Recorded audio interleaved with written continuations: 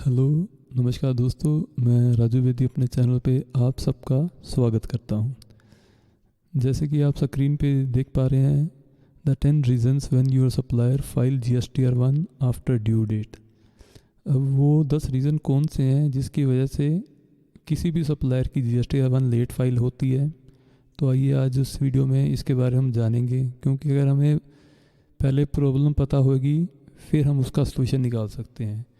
तो ये मेरी एक प्रैक्टिस है। तो सबसे पहला पॉइंट जो मेजर एक अपने पॉइंट होता है कि illness of business owner, accountant, CEO of staff himself और हिज फैमिली मेम्बर। अब क्या होता है कि हम ह्यूमंस बीइंग हैं, बीमारी पूछ के नहीं आती, कभी भी कोई बंदा बीमार हो जाता है और मेजर इलनेस के कारण वो ऑफिस नहीं आ पाता या होस होस हॉस्पिटल में ही है, तो जिसकी वजह से GSTR1 लेट फाइल होती है। दूसरा, वेदर प्रॉब्लम, इलेक्ट्रिसिटी प्रॉब्लम और other natural problem like fire. अब क्या होता है कि मौसम बहुत ज़्यादा ख़राब है, आपका स्टाफ ऑफिस नहीं आया, अकाउंटेंट ऑफिस नहीं आया, या आप खुद ऑफिस नहीं जा पाए, या इलेक्ट्रिसिटी प्रॉब्लम होगी कहीं वायरिंग पे, या किसी और तरह की नेचुरल प्रॉब्लम लाइक फायर। भगवान ना करे किसी के ऑफिस में कभी आग लग जाती है जिसकी वजह से काम नहीं हो पाता और GSTR1 लेट फाइल होती है।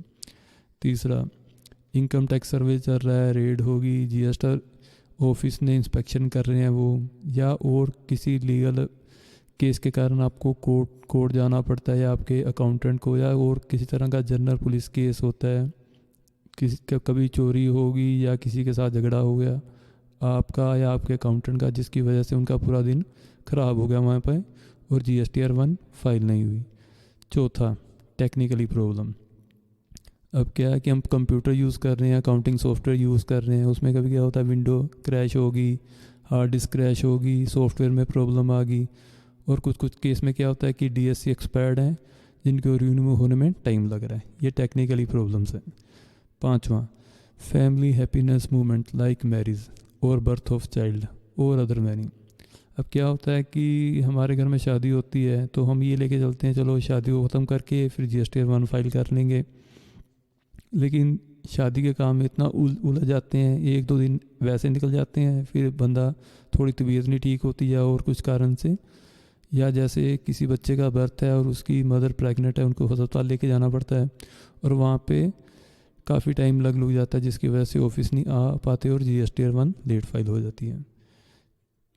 6, इसमें क्या होता है कि जैसे कोई ऑफिस जा रहा है, ऑफिस से आ रहा है रात को या सुबह, एक्सीडेंट हो गया, काफ़ी इंजरी होगी जिसके कारण ऑफिस नहीं आ पाते, या कभी कभी क्या होता है फैमिली में से किसी की डेथ होगी या किसी बंदे की खुद की डेथ होगी, सप्लायर की या अकाउंटेंट की, जिसकी वजह से ऑफिस नहीं जा पाते और GSTR1 फाइल नहीं होती या लेट फाइल होती है।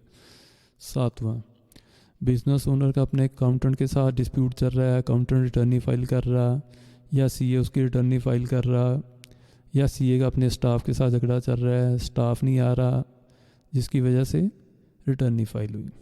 8वां, ये बड़ा मज़ेदार है, data already uploaded but forget to file. अब क्या होता है कि ज़्यादातर प्रोफेशनल जो एक से ज़्यादा कंपनियों के काम करते हैं या फर्मों के काम करते हैं, वो डाटा अपलोड करके रखते हैं, लेकिन कई बार क्या होता है कि क्लाइंट से EVC लेना है या DSC लेना है, या ये मान के चलते हैं चलो डाटा अपलोड किया हुआ है बाद में कर देंगे फाइल, लेकिन बाद में उनको कहीं पे काम पड़ जाता है। जैसे ऊपर मैंने 7 आपको प्रॉब्लम बताई कि शायद उनको 10 या 11 तारीख को जिस बंदे ने करना था ये DSC का काम या EVC का काम करना था, उसके साथ कोई एक दुर्घटना होगी, उसकी वजह से भी GSTR1 लेट फाइल होती है। 9वां, ये क्या होता है कि कभी अमेंडमेंट करनी होती है GSTR1 में, जो हमने लास्ट मंथ की GSTR1 में करेक्शन करने के लिए करनी होती है, तो उसमें काफ़ी टाइम लगता है, जिसकी वजह से GSTR1 लेट फाइल हो जाती है। 10वां, सबसे बड़ा, the big reason is due date itself, because if month close you cannot edit sales bill, then why wait for 9th to 11 to file। अब क्या होता है हमारे माइंड में यही रहता है कि अभी 11 तारीख है तो हम 11 से पहले फ़ाइल करेंगे। हमारे माइंड में ये नहीं होता कि जो हमने काम 11 तक करना है वो हम 1 को भी स्टार्ट कर देंगे या 2 को भी स्टार्ट कर सकते हैं। क्योंकि ज़्यादातर प्रोफेशनल क्या करते हैं कि वो 6 या 7 तारीख से तो सोचना शुरू करते हैं, चलो अब GSTR1 फाइल करना शुरू करते हैं। और जो ओवर स्मार्ट होते हैं वो 9, 10 या 11 को बैठते हैं GSTR1 फाइल करने। उनको यही होता है कि हम तो एक ही दिन में करके ख़त्म करेंगे काम इसका। अब आपको एक अमेजिंग बात बताता हूँ। जब ये वीडियो मैं तैयार कर रहा था तो मैंने देश की 5 सबसे बड़ी कंपनियों का GST नंबर गूगल से निकाला और 5 का GSTR1 का स्टेटस देखा। तो अब आप देखेंगे सबसे पहले महिंद्रा एंड महिंद्रा ने सिर्फ 2 बार लास्ट डेट को रिटर्न फाइल करी, बाकी के 8 बार लास्ट डेट से पहले फाइल करी। ऐसे अडानी इंटरप्राइजेस ने सिर्फ 3 बार लास्ट डेट को फाइल करी और बाकी के 7 बार लास्ट डेट से पहले फाइल करी। ऐसे ही टाटा स्टील ने 7 बार लास्ट डेट को फाइल करी और 3 बार लास्ट डेट से पहले फाइल करी। विप्रो ने भी ऐसे 7 बार लास्ट डेट पे फाइल करी। लेकिन रिलायंस इंडस्ट्री ने 5 बार लास्ट डेट को फाइल करी और 1 बार लास्ट डेट के बाद 12th को फाइल करी। अब आप इस कंपनी की टर्नओवर तो आप सबको गैस होगा कितने का माल बेचता होगा। अगर मैं जो 1 मंथ में इसने शायद जुलाई या अगस्त में इसने 12 को फाइल करी है रिटर्न, तो मैं 1 महीने की इसकी टर्नओवर ये लेके चलता हूँ कि इसने सिर्फ 500 करोड़ का माल बेचा होगा मंथ में। मैं ज़्यादा नहीं लेता। और 500 करोड़ का इसने 20 या 25 बंदों को माल बेचा होगा, क्योंकि छोटे मोटे बंदों को तो ये कंपनी माल नहीं बेचती होगी। अब 500 करोड़ को 20 से डिवाइड करेंगे तो एक बंदे के साथ इसने 25 भी करोड़ की टर्नओवर का इसने काम किया होगा। अब 25 करोड़ का अगर हम टैक्स कैलकुलेट करेंगे तो कम से कम भी मेरे हिसाब से 4 करोड़ के आसपास आ जाएगा। अगर 4 करोड़ का टैक्स एक डीलर रिलायंस कंपनी को पे कर दे पहले, और रिलायंस इंडस्ट्री सिर्फ 1 दिन अपनी रिटर्न लेट फाइल करे, तो वो 4 करोड़ रुपया उस बंदे को 3B में दोबारा टैक्स की पेमेंट करनी पड़ेगी। अब जिन 25 बंदों के साथ रिलायंस इंडस्ट्री काम कर ली है, सब इतने साउंड नहीं होंगे कि 4 करोड़ रुपया फालतू कर के बैठे होंगे। उसमें से 15-20 बंदे तो वैसे ख़त्म हो जाएंगे। 5-7 गिनती के होंगे जिनके पास आज की डेट में पैसा होगा, क्योंकि आप सब बिज़नेस का हाल जाते हैं। आधे से ज़्यादा बिज़नेस तो बैंक की लिमिट से चल रहे हैं। मैं आपको अपना प्रैक्टिकल एक्सपीरियंस बताता हूँ। एक मेरा सप्लायर था, उसका भी क्या आदत थी कि हर बार लास्ट डेट को फाइल करनी रिटर्न। उसको काफ़ी मेलें डाली, लेकिन जब GSTR2 भी आई तो काफ़ी मेरा उसके साथ बहस हुई, झगड़ा हुआ।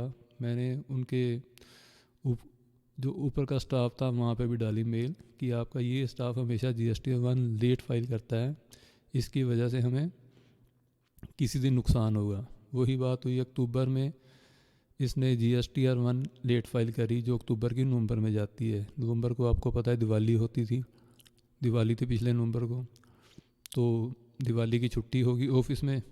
तो जब बाद में आए तो काम काफ़ी उलझा हुआ था, तो टाइम पे फाइल नहीं कर पाए, तो 1 दिन इसने रिटर्न फाइल लेट कर दी, जिसकी वजह से मेरे क्लाइंट को 6.5 लाख रुपए 2B में इसका ITC नहीं आया, तो उसको अपने बैंक से अपने जेब से जमा करवाना पड़ गया, जबकि अगले महीने में उसका ITC उसका एक्सेस पड़ा रहा।